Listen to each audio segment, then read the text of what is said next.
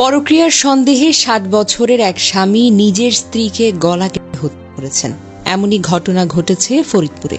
যে নারী তার জীবনের ৩০ থেকে ৩৫ বছর পাশে থেকেছেন, ৩ সন্তানের মা, সেই মানুষটিকে এক মুহূর্তের সন্দেহের আগুনে পুড়িয়ে ফেলেন তিনি। বৃহস্পতিবার সকাল ১১টার দিকে ফরিদপুর সদর উপজেলার ভাটি লক্ষ্মীপুর এলাকায় একটি ভাড়া বাসায় ঘটে যায় ভয়ঙ্কর হত্যা। ৪৫ বছর বয়সী নিহত লিপি বেগমের জীবন শেষ হল তার স্বামী শফিকুল ইসলাম কালার হাতে।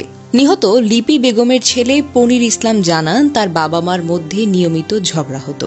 বুধবার রাতেও তাদের মধ্যে ঝগড়া হয়, যার ফলস্বরূপ বাবা রাগ করে বাসা ছেড়ে চলে যান। বৃহস্পতিবার সকালে বাবা বাসায় ফিরে এসে বলেন, জামা কাপড় দাও, আমি ঢাকায় চলে যাব।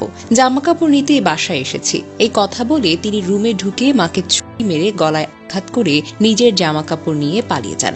ঘটনার প্রত্যক্ষদর্শী তাদের নাতনি স্মৃতি আক্তার জানায়, দাদা রুমে ঢুকে দাদিকে শীতের কাপড় দিতে বলেন। কাপড় নেওয়ার সময় দাদা দাদিকে জিজ্ঞেস করেন, তুমি বাবলুর সঙ্গে কি করছো? এই বলে তাদের মধ্যে আবার ঝগড়া লেগে যায়। এক পর্যায়ে দাদা দাদিকে কোরআন শরীফ ছুঁয়ে বলতে বলেন, তিনি কিছুই করেননি। দাদি কোরআন শরীফ ছুঁয়ে এই কথা বলতে রাজি হতে হঠাৎ করে দাদা তার কোমর থেকে একটি ছুরি বের করে দাদির গলায় বসিয়ে দেন এবং পালিয়ে যান। আমি তখন চিৎকার করে উঠি। এই লিপি বেগম যদি সত্যি প্রক্রিয়ায় জড়িয়ে থেকেও থাকেন, তবুও কি তাকে মেরে ফেলা যায়? যে নারী ২০ থেকে ২৫ বছর ধরে তোমার পাশে থেকেছে, সন্তানদের বড় করেছে, ঘর সামলাচ্ছে, যে নারী ভোরে ভোরে তোমার জন্য ভাত রেঁধেছে, তার ভুল যদি থেকেও থাকে, তাহলে কি এর কোনো সমাধান নেই? অবশ্যই সমাধান আছে। কোনো আইন, কোনো ধর্ম, কোনো বিবেকই কাউকে হত্যা করার মতো অনুমতি দেয় না। সন্দেহ থাকা মানেই তো দোষী নয়, দোষ নাও থাকতে পারে। আর সন্দেহের আগুনে রক্ত ঝরানো মানেই তুমি নিজেই হারিয়ে গেলে অন্ধকারে। আজ লিপি বেগমকে হারিয়ে অঝরে কাঁদছে তার ছেলে মেয়ে। হৃদয় বিদারক সেই দৃশ্যে কাঁদছে তার ছোট নাতনিও, যার চোখের সামনে ঘটে গেছে এমন হৃদয় বিদারক ঘটনা।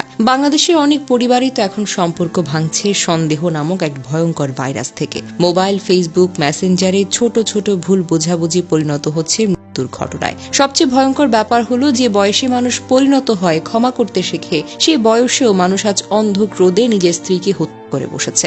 শফিকুল ইসলাম কালা এখন পলাতক। পুলিশ বলছে তাকে খুঁজে বের করতে অভিযান চলছে। কিন্তু প্রশ্ন হলো, যদি সে ধরা পড়ে, আইন তার বিচার করবে ঠিকই, কিন্তু তার নাতনির মনে যে ভয়, যে দৃশ্য বা যে রক্তাক্ত স্মৃতিটা পড়েছে, সেটার ক্ষতটা কে সারাবে? আজ লিপি বেগম আমাদের মাঝে নেই, কিন্তু রেখে গেছেন অগণিত প্রশ্ন, অবিশ্বাসের আগুনে পুড়ে ছাই হয়ে যাওয়া এক সংসারের ছায়া, পরক্রিয়া। হ্যাঁ, এটা সমাজের এক ভয়াবহ ব্যাধি, কিন্তু এই ব্যাধির প্রতিষেধক তা নয়, বরং সচেতনতা, পারস্পরিক সম্মান আর মানবিক বিচার। একজন মানুষ ভুল করতেই পারে, কিন্তু সে ভুল সংশোধনের সুযোগ না দিয়ে প্রাণ কেড়ে নেওয়া, এটাই কি আসল অপরাধ? আজ লিপির মৃত্যু কেবল এক নারীর নয়, এক পরিবারের, এক সমাজের নৈতিক মৃত্যুর প্রতীক। যদি আমরা ঘৃণার বদলে শিক্ষা নিতে পারি, তবে হয়তো আর কোনো নাতনির সামনে তার দাদির জীবন শেষ করতে হতে পারে না। আর কোনো সংসারে পরক্রিয়া শব্দটা রক্তের দাগ হয়ে ফিরে আসতেও পারে না।